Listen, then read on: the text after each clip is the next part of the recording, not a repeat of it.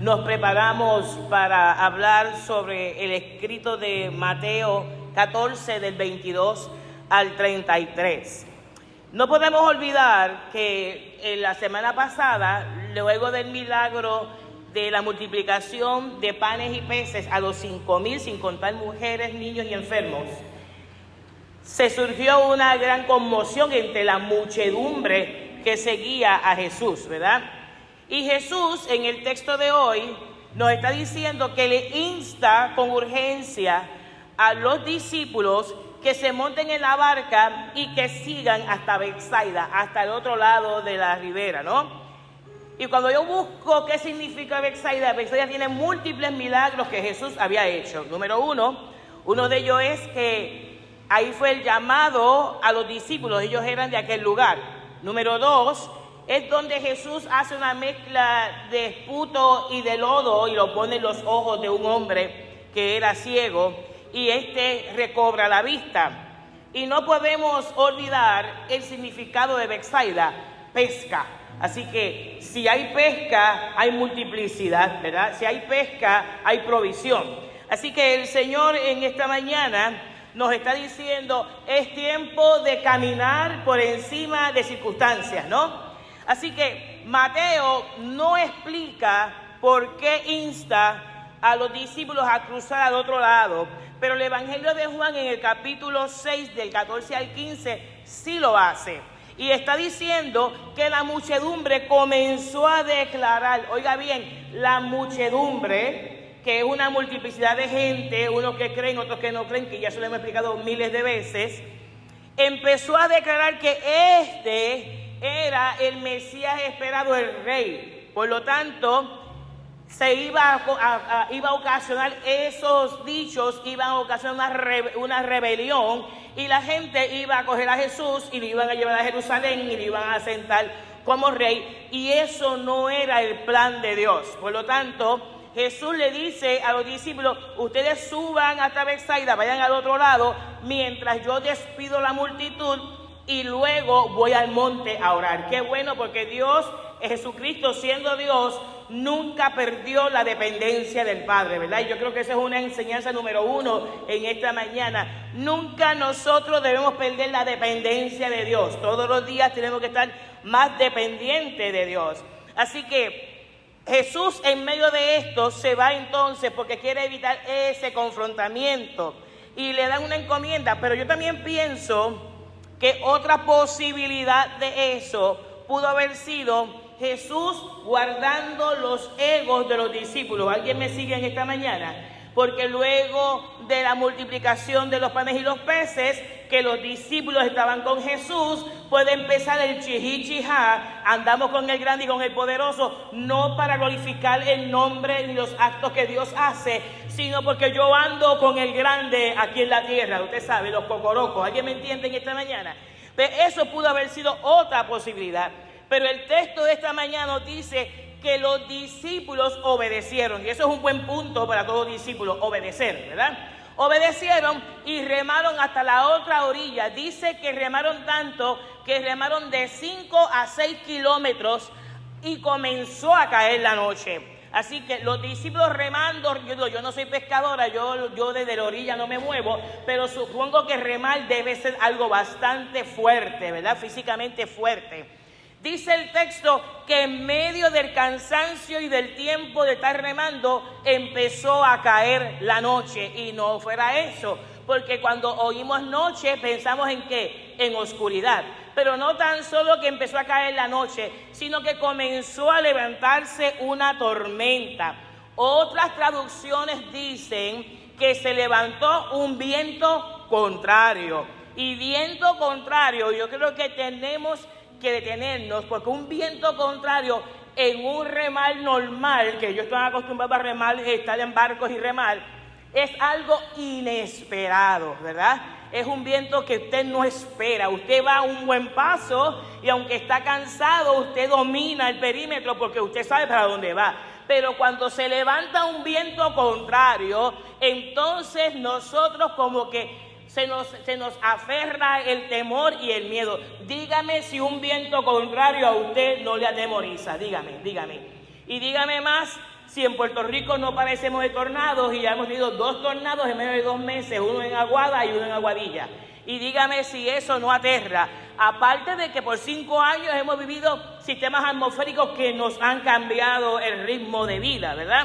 Así que, oiga esto, también a nosotros en la vida personal, como creyentes, que vamos caminando, tratando todos los días, dígalo conmigo, tratando todos los días de ser mejores creyentes, y cuando usted cree que lleva el mejor paso, viene un viento contrario, ¿sí o no? Cuando mejor usted se cree que va la cosa, sale de cada malla, ¿sabe qué? Un ratón. Y uno dice, Dios mío, pero ¿dónde fue? ¿Qué pasó? Dígame usted, si usted no se hace 20 preguntas o vive por vivir. Siempre que se levanta un viento contrario, siempre viene la duda, viene el temor y hasta el desánimo. Amén. Oiga esto, caminando todos los días, nosotros como creyentes, aunque se levante el viento contrario de la mala noticia, aunque se levante el viento contrario que llega la decepción, que llega entonces la tensión comunitaria como vive el pueblo de Lajas en estos días en lo que capturan al individuo. Un pueblo que tiene que estar con los nervios de punta porque no saben dónde está o si está al lado de la casa de ellos. Dígame si eso no es así. Eso es un viento contrario. Es un viento contrario que te digan que mañana suben a luz otra vez. ¿Cuántos adoran a Dios en esta mañana? Es un viento contrario, eso es un viento recio, lo que digo yo, eso es un viento recio. Pero aún con todo y con eso, aunque venga el viento contrario que se llama pérdida, nosotros no podemos olvidar que servimos a un Cristo vivo y de poder, a un Cristo que no se muda, a un Cristo que no se cansa de bendecirnos. Nosotros como discípulos tenemos que estar pendientes, no mirando al viento contrario, estar conscientes de que el viento contrario está delante de nosotros, pero por encima del viento contrario está el dueño de los tiempos, está el que manda a callar los vientos y los mares. Ese es el que usted y yo le servimos a Dios. ¡Ey, Camasa! Es más fácil decir no voy a la iglesia, no hago nada, que levantarme en fe y hacer lo que Dios quiere que hagamos. Es más fácil. La intención de Dios siempre es socorrer a los suyos. Y yo pregunté en esta mañana, ¿cuántos son suyos? Hay 2 nada más en esta iglesia que son de Él. Eso me preocupa, Rey, que hay que hacer algo entonces. ¿Cuántos son del Señor? Pues entonces nosotros y nosotras tenemos que mantenernos mirando a Cristo, ¿sabes? Va a soplar el viento contrario. Yo salí y iba a prenderme el abanico ahorita y dije, nena, no, porque me morusa. Y es mejor calor que morusado. ¿Cuántos adoran a Dios? De nena, no me prendas el abanico, déjalo así, porque entonces el culto no sería igual si yo me moruso, ¿verdad? Pero claro, porque eso es un viento contrario, claro, así mismo es.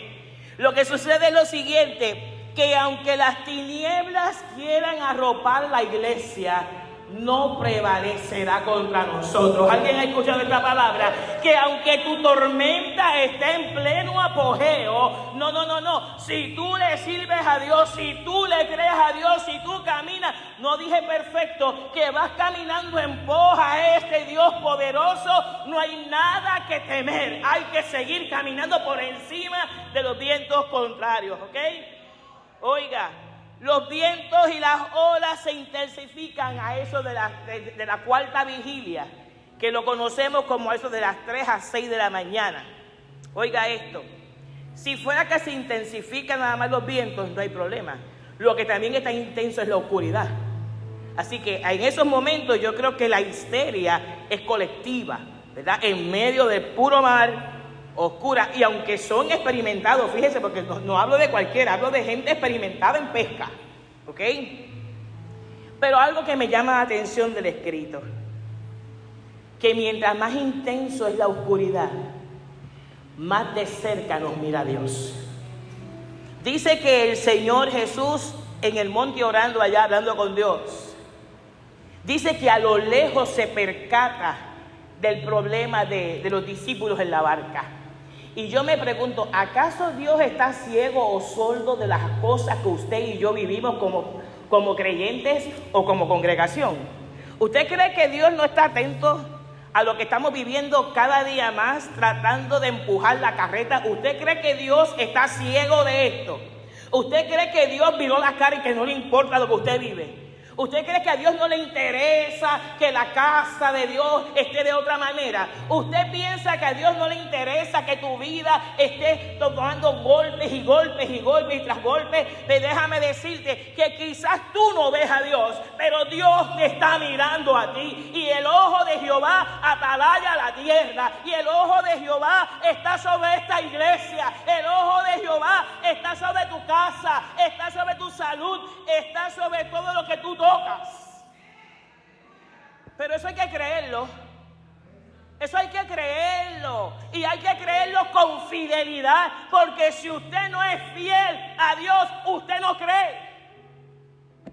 Hace falta fidelidad. El mundo tiene mucho runruneo. Dígame sí o no. El mundo tiene mucho runruneo. Es más fácil dar este culto por Zoom un domingo como hoy. Dígame sí o no. ¿Es más fácil?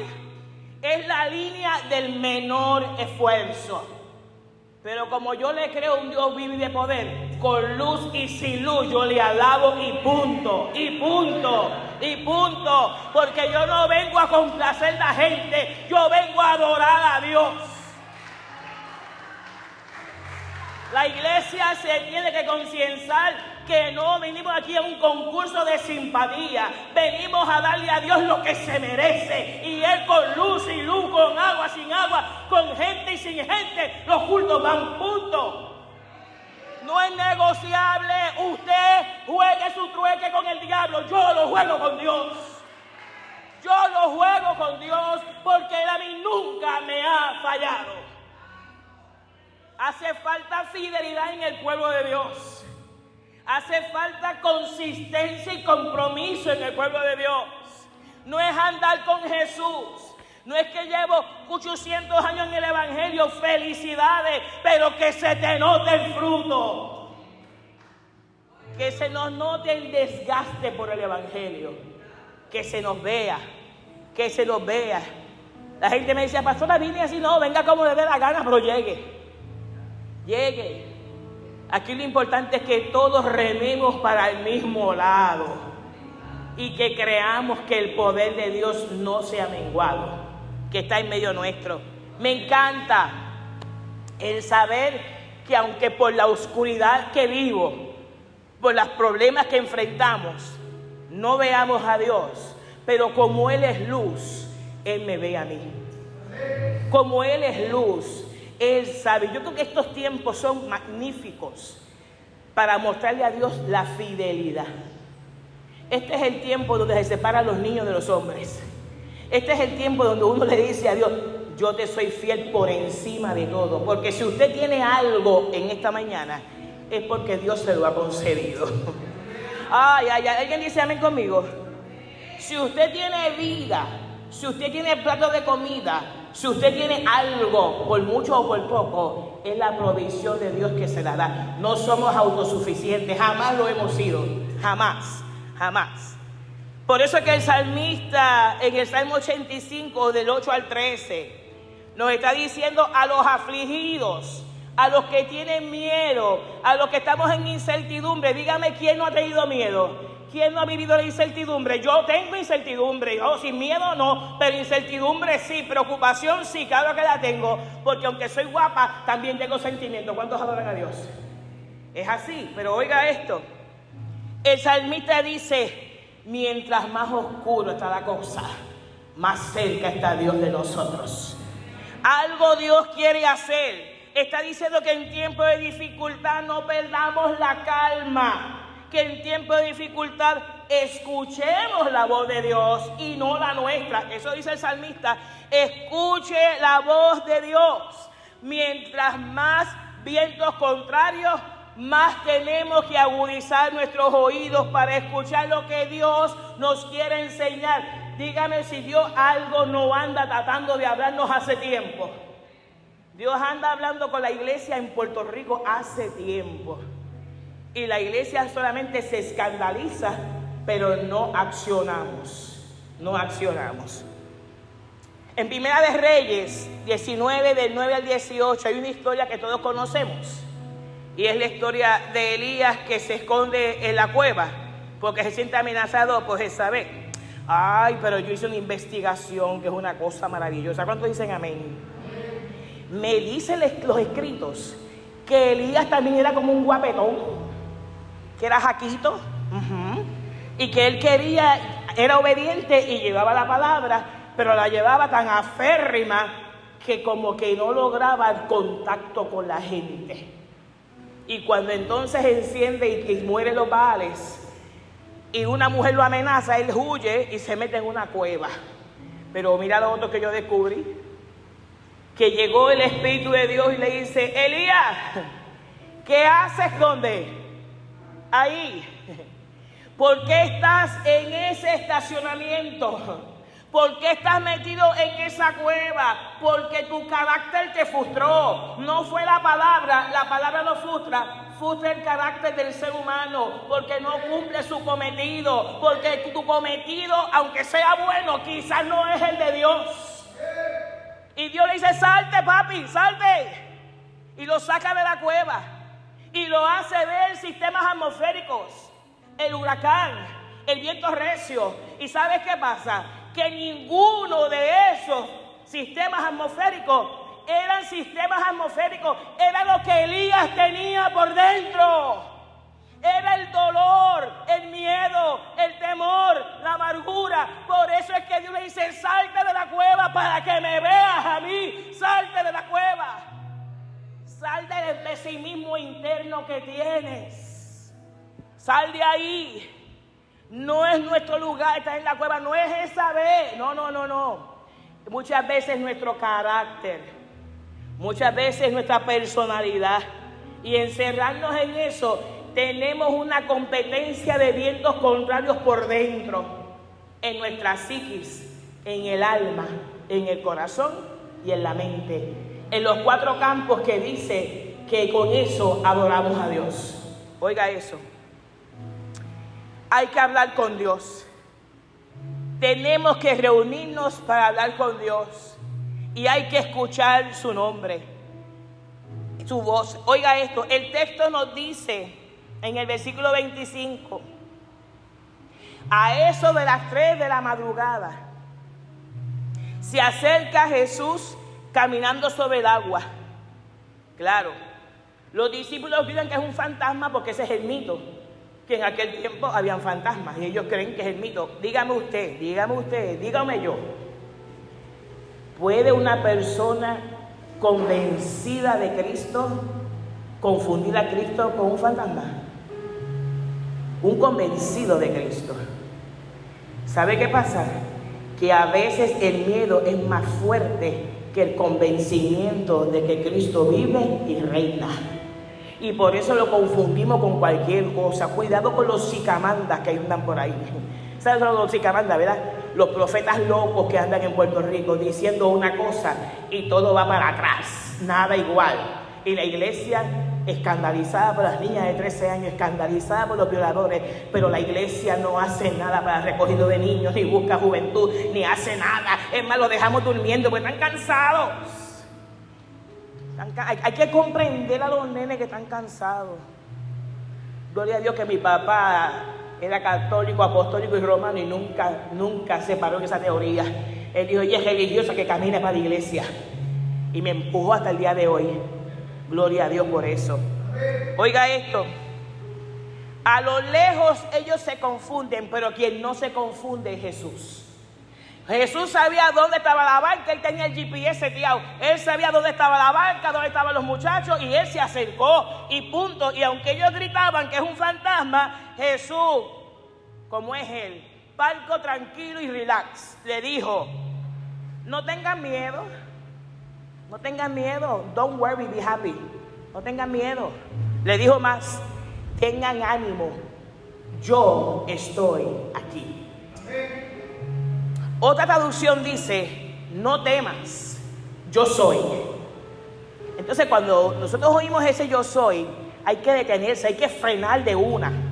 Porque ese yo soy es el que Isaías me habla en Isaías 43:2, que dice: cuando pases por las aguas, lo que estaban cantando ahorita, ¿verdad? Cuando pases por las aguas, yo estaré contigo, y si por los ríos no te anegarán, cuando pases por el fuego no te quemará, ni una llama arderá en ti. Yo soy tu Dios. ¿Cuántos pueden decir amén a eso? Yo soy tu Dios. Por más oscuro que esté la cosa, yo sigo siendo tu Dios. Yo soy el que te proveo. Yo soy el camino. Yo soy la vida. Yo soy el consejero. Yo soy el príncipe de paz. Yo soy el abogado sentado a la diestra del Padre. Yo soy el médico de excelencia. Yo soy tu proveedor. No hay problema con eso. Yo soy está en medio nuestro. ¿Quién lo cree? ¿Quién lo cree? Yo soy está con nosotros. Yo soy no nos ha soltado. Yo soy el que hago milagros sobre tu vida y sobre tu casa. Oiga, y cualquiera diría que ahí mismo podíamos terminar la historia. Colorín colorado, hasta ahí, ¿verdad? Pero hay uno que es vocal. Se llama Pedro. Muy vocal. La gente lo critica, pero es vocal. Y se atrevía a decir lo que nadie se atrevía a decir. Era impetuoso, era imperactivo, era rompecurvas, quería hacerlo todo. Es más, quería dañar el plan muchas veces, pero se atrevía a hablar lo que nadie se atrevía a hablar. Entonces le dice a Jesús: si eres tú. Ay, ¿qué pasó ahí? Él andaba con él. No fue él que le dijo: vete para el otro lado. Si eres tú, haz que yo camine sobre las aguas. Y Jesús, como no tiene problema, le dijo: ven. Oiga, y ese ven, yo le pregunto a usted, ¿ese ven no le parece a ustedes una respuesta similar a la semana pasada, cuando dijeron: solo tenemos 5 panes y 2 peces? Y él le dijo: tráigalo. ¿No le parece eso algo ahí que se parece mucho? ¿Sabe por qué? Porque Jesús es la fuente. No hay otra fuente. Ese es la fuente. Vente. Este Pedro, el imperactivo, el impulsivo, el que hacía cosas alocadas que no tenían sentido, fue el mismo que le preguntaron a los 12: ¿y quién dice la gente que yo soy? Y él salió de presentado y dijo: tú eres el Hijo del Dios viviente. Y el Señor le dice: bien has dicho, Pedro, pero no te las eches, porque eso es una rema, eso es una revelación del Padre. No es que tú eres inteligente, es que mi Padre te lo reveló, porque sobre ti, con todos los defectos, voy a fundar la iglesia. Sobre ti, que me estás retando si soy yo o es que tú no me conoces. Ven, camina conmigo. Oiga, y dice el escrito que empezó a caminar. Yo me lo imagino a él con un guille sobre el agua. Lo más que me gusta del asunto es que Jesús le dijo a Pedro: ven. Pero no le dio instrucciones de cómo bajarse de la barca. No le dijo: pon el pie izquierdo, pon el derecho. No le dijo nada de eso. Le dijo: ven, usa tu lógica común, bájate y camina. Y el hombre empezó a caminar. Pero oiga esto, caminaba y la gran oscuridad todavía estaba allí. Comenzó a caminar y el viento contrario estaba recio, todavía estaba allí. Pero él empezó a caminar porque tenía su mirada centrada en el que le dijo: ven. Mi pregunta en esta mañana: ¿dónde está nuestra mirada fijada? ¿Dónde está?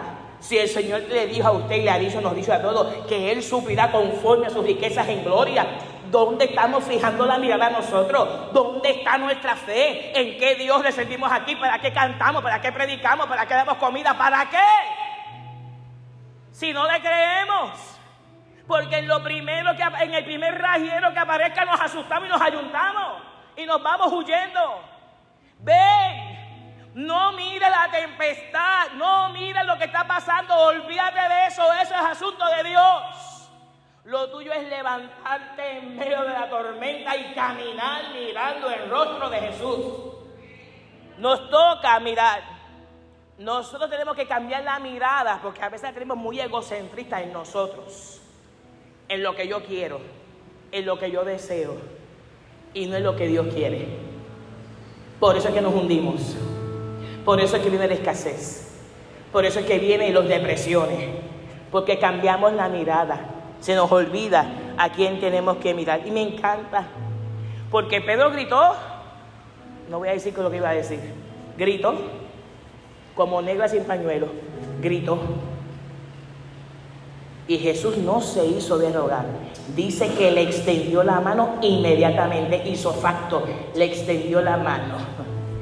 ¿Cuántos están gritando en esta mañana? ¿Cuántos tienen la tormenta por dentro? ¿Cuántos llegaron agallados? Porque la vida es cruel. ¿Cuántos llegaron molestos por el Espíritu? Porque el Espíritu te convoca y te movió. ¿Qué? ¿Cuántos están inquietos porque no sabían que no había aire acondicionado? Y que se le va a caer el blower ya mismo. El 5, 3, 4, 2, 1. ¡Pam! Se acabó el blower. ¿Cuántos? ¿A cuántos? Es porque no cambiamos la mirada. La mirada es egocentrista. Yo primero, yo segundo, yo tercero. Y decimos que amamos al yo soy. Y decimos que seguimos al yo soy. Oiga, en esta mañana hay una palabra para nosotros. Y es que la iglesia necesita recuperar la confianza y la seguridad en Dios. En Dios. Tenemos que caminar en esta confianza de que Dios no nos abandona. Hay que seguir mirando al frente. Mientras Pedro anduvo mirando a Cristo, los vientos contrarios no le hicieron nada. Pero cuando pensó que podía hacerlo solito, ahí se hundió y clamó, y el Señor extiende la mano. Así que en esta mañana hay que tomar esta palabra en serio. ¿Para dónde tú estás navegando? ¿Cómo es? ¿Cómo es? ¿Cómo es? ¿Cómo es? Este es el tiempo de caminar en fe. Este es el tiempo de decirle a nuestro yo: hay que cambiar pensamientos, hay que cambiar miradas, hay que cambiar todo lo que no se parezca a Cristo, porque si no, pereceremos. Vamos a perecer. Así que en esta mañana, con toda humildad, la iglesia necesita recobrar ese espacio con Jesús.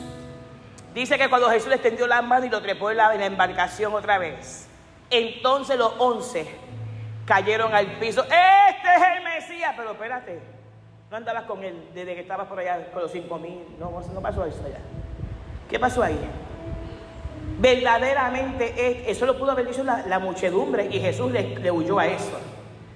Pero los discípulos, que no era el primer milagro que veían entre los 5,000, ya venían de otro lado viendo muchísimos milagros. Y el Señor le dijo a Pedro: ¿por qué tienes tan poca fe? ¿Por qué no has creído en mí?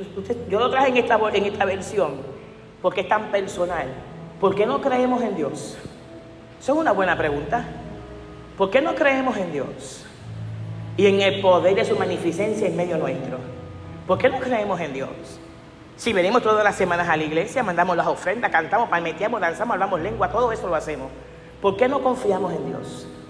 ¿Quién se robó esa confianza de Dios? ¿El yo? ¿Nosotros? ¿Qué se robó esa confianza? Eso, en otra traducción dice: hombres de poca fe.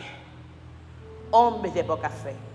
Y si dice hombre de poca fe, buscando la medida de fe, que es un grado de mostaza, menos de un grado de mostaza, entonces ¿qué hay? ¿Qué hay?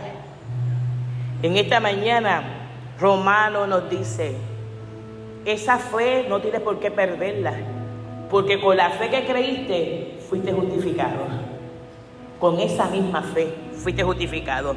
Nos dice: no busques otra manera de ser salvos, ni salvas, porque la única manera que hay es a través de justificados por la fe, por el sacrificio de la cruz de Cristo. Nos está diciendo en esta mañana: hace falta no tanto el esfuerzo humano, sino el movilizar esta fe interna, esta comunión con Dios, esta conexión con el Espíritu.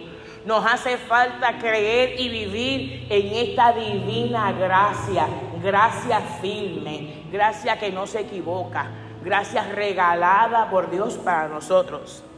Nosotros tenemos que entender que esta fe que usted y yo profesamos en Cristo no defrauda. Eso dice Romano. No defrauda, no engaña. El mundo engaña. El mundo engaña, pero Dios no engaña. Nos está diciendo más. Esta es una fe que no avergüenza, no me avergüenzo del Evangelio porque es poder de Dios. Y eso es cuando esté en las buenas y cuando esté en las malas. Yo no me avergüenzo de este Evangelio. Es poderoso, hace milagros, rompe esquemas, le interesa lo torcido. Es un Dios de vida, es un Dios de vida. Yo creo que nosotros en esta mañana debemos reafirmar esta fe, no cambiar nuestra mirada y afirmar que creemos en Dios. ¿Cuántos creen en Dios en esta mañana? ¿Cuántos creen que algo Él hará en su asunto, en el que sea? Yo siempre le digo a la gente que a veces hay gente que vive prueba tras prueba, prueba tras prueba. Y muchas veces es la única manera que atienden a Dios. Hay gente que busca a Dios solamente en la prueba. Y después que se alivia la prueba, se olvidaron. Miramos para atrás y volvemos a nuestro estilo de vida. No urge congregarnos, no urge pedir oración, no urge nada, porque ahí yo estoy bien. De ahí estoy bien. Pero como el fin del Espíritu de Dios es salvar la humanidad, así sea con prueba sobre prueba, sin prueba o no prueba, como Dios lo que quiere es salvarte, la manera que nosotros escojamos o le demos a entender al Señor que queremos la salvación, Él la va a ejecutar para que usted y yo seamos salvos y para que nadie se pierda y todos lleguemos a la vida eterna. Nos hace falta concienciarnos. ¿Somos creyentes? ¿Somos discípulos? ¿O qué somos? Me pesa el ministerio, me pesa el evangelio, me pesa la palabra, me pesa, me molesta, me incomoda. Pues qué bueno, porque ese es el plan de la palabra, incomodarte para que te acerques al reino. Ese es el plan. La palabra no viene a pasar mano, ni a sobarnos. La palabra viene a decir las cosas como son. Es una navaja de ¿qué? De doble filo, que corta para aquí y corta para allá. Que en esta mañana lleguemos a la mesa del Señor, reafirmando nuestra fe, caminando por encima de las tormentas y de las aguas del viento contrario también. Pero que caminemos en fe y que se nos arrugue el corazón pidiendo a Dios perdón por desconfiar de su poder. Porque Dios es el que suple, Dios es el que sana y Dios es el que salva. De pie, por favor.